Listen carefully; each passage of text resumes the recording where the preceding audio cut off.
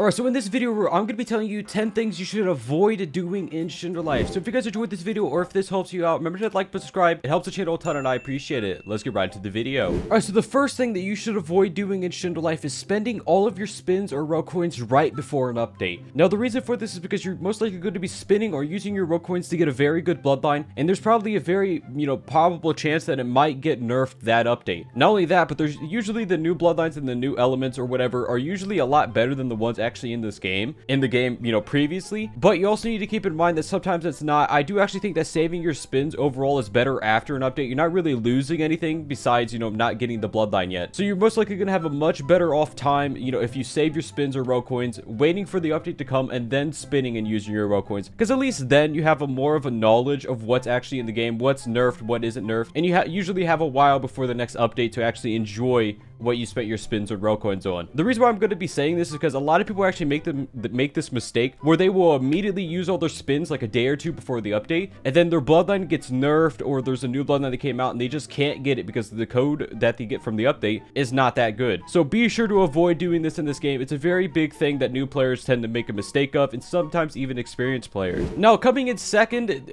for the top 10 things you should avoid doing in Shindo Life is going to be spinning away good bloodlines in hopes of a better one. Now, this one is very obvious for people that have been playing this game for a while. If you do not have bloodline bag, you need to be using the moveset saver. The moveset saver is where you go into the game, you could save your moveset, and it will save all the bloodlines you have. You have one free slot without the bloodline bag. This will allow you to basically have a safety net where you can actually go back to the bloodlines you had before. Now, even though this mechanic is still in the game, you probably still shouldn't spin away good bloodlines unless you either have a super large amount of spins, or you're the bloodlines you have right now, or ones that you could re-equip afterwards. Because if you spin away your better bloodlines, the chances are you're not really going to get a good one afterwards compared to the other bloodlines in this game. If you already have a good one, you might as well just keep the good one until you can guarantee that you're going to get another good one, if that makes sense. Now, next up in third is going to be buying game passes you don't need.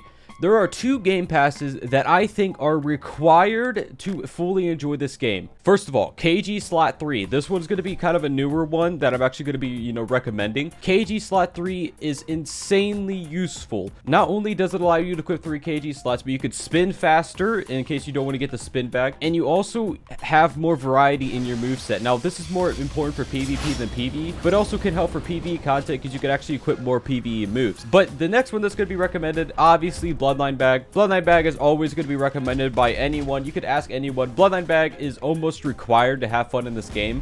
If you can't get Bloodline Bag, I would recommend trying to get it gifted to you or something like that, because I can, my experience before and after I had the Bloodline Bag was entirely different. I enjoyed the game probably like 100 times more with Bloodline Bag because I didn't have to worry every time I spun. I could just get something new, level it up, check it out, and see what was going on. So I definitely think that you should avoid buying the game passes you don't need, like the drip, the emotes. That is all optional, but the KG slot 3 and Bloodline Bag are very close to being required to enjoy the game fully. So just keep that in mind when you're playing Shindo Life. Have you ever gotten 80th spin rarity and gotten something like just atomic? Well, that's because you haven't hit the like button on this video yet. If you hit the like button on this video, you're guaranteed to get 10 million times luck. 100%. Now, up next in fourth is going to be trying to solo level. Now, this one's very vague, but I do feel like trying to solo level is something that a lot of people try to do. Go into a Discord server. You could join my Discord server. Boom, code on the screen for you guys. Join a Discord server, make some friends. You might find some people that aren't that helpful or aren't going to be friendly, but you will find someone eventually that'll help you, whether it's in-game, in a Discord server, or whatever. Making a single friend will literally double how fast you can actually grind. If you make a few friends or you just join a grinding session, it'll go up to 4 times as fast. This is very important for leveling, especially if you're a very low rank, because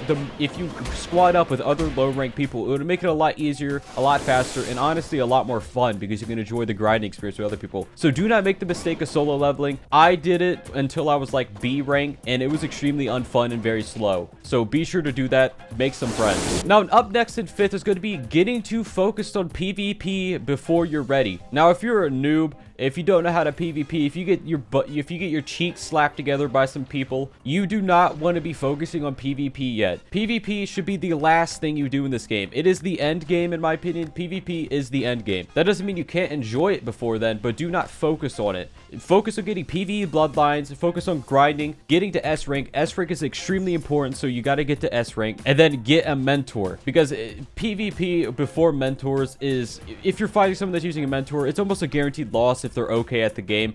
And not to mention that you're probably not going to be that good yourself. You're not going to have very good bloodlines. Focus on the PvE side of Shindo Life until you can get to the point where PvPing is an actual thing that you could do. Now, this does not mean that you cannot enjoy PvP before. Go ahead and PvP if you want to. I'm just saying don't focus on it. Now, up next in 6 is going to be getting the wrong mentor for you. Now, the mentors obviously have different passive abilities. This is a very prevalent thing in this game. You want to be using the correct mentor. Now, I'll go ahead and list off the passives real quick for you guys. The stats, you know, the stats kind of go with the passives. I guess I'll say that as well. Ryuji has a strong block and dash. Now, this means that you actually have more stamina and you have more health. But I do actually think that Ryuji is the single worst mentor because wide dash was absolutely hammered. So I'd recommend not going for this mentor. But if you want to use Taijutsu, go for it. Shindai Akuma mentor is obviously going to be one that is going to be kind of the balanced mentor. You can do up to 3 passives with this mentor. Now, please know that you will not have that much HP when using this mentor compared to the other ones because it has the lowest HP threshold, but you will get some really good things. You get the chi dash, which is a lot better than a lot of people think. You get the wide dash, which isn't that good, but you do get it. And then you do have the chi regen, which is probably one of the stronger passives. The chi regen is absolutely insane. Shindai is a good balanced mentor if you want to go for that. Now, Naramaki is going to be another really bad one in my opinion. It has chi dash, and I'm pretty sure it's chi regen. Really not that good of a mentor. You don't get that much HP. It's really honestly not that good. Still the worst mentor in the game. I'd recommend just avoiding this at all possible. And then Jisoo is currently the best mentor in the game. You get tons of health, you get strong block, and you get chi regen. Honestly, the best mentor right now, but if you don't want to get that stuff, then go for a different mentor. Now, coming in 7th is going to be not leveling your companions when you're actually ranking up. Now, while you're actually leveling at the start of the game, and usually during the mid levels, like around like B, C rank, you're going to be doing green scroll quests. Equip a companion, level it up. It will help you severely, especially if you don't have any friends, if you don't have anyone helping you. The companion will help you.